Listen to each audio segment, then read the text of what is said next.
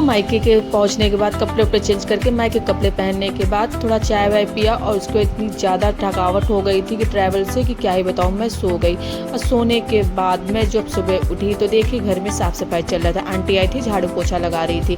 उसके बाद झाड़ू पोछा लगने के बाद मैं भी गई नहाने धोने। नहा धो के जब मैं आई तो उसके बाद किया चाय नाश्ता करने के बाद मम्मा आज बना रही थी ठुकुआ जो एक बिहार का रेसिपी है जो कि छठ माता की पूजा में चढ़ता है। ये बहुत ही टेस्टी, बात मानो बहुत ही टेस्टी लगता है खाने में। मतलब मेरी मम्मा बनाती तो मुझे तो बहुत ही अच्छा लगता है।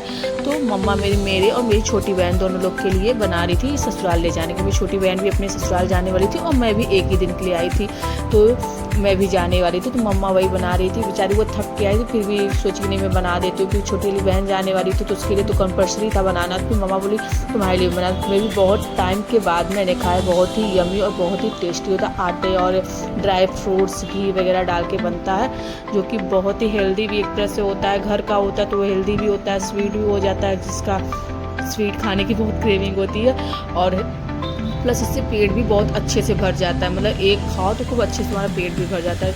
ये सब बनने के बाद उसके बाद मेरे पति को लगती है भूख लगती है तो मैं बनाती हूँ। उनका खाने का मन था पनीर का पराठा, तो मैं उधर जाती हूँ। ये सब हो जाता, मम्मा करके हट जाती, फिर उनके लिए थोड़ा सा पनीर का पराठा बना जो कि बिल्कुल अच्छा नहीं बन रहा था क्योंकि पनीर में पता नहीं क्या प्रॉब्लम थी, शायद पानी की वजह से में था, इस वजह से वो बहुत ही फट रहा था। पर खाने में टेस्टी था पर वो फट रहा था, बिल ही नहीं रहा था, मतलब अच्छे से बन ही नहीं रहा था।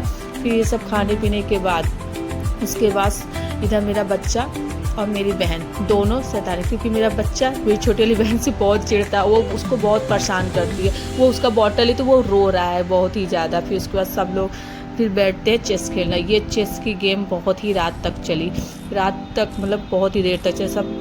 उसके बाद मैं सो गई थी।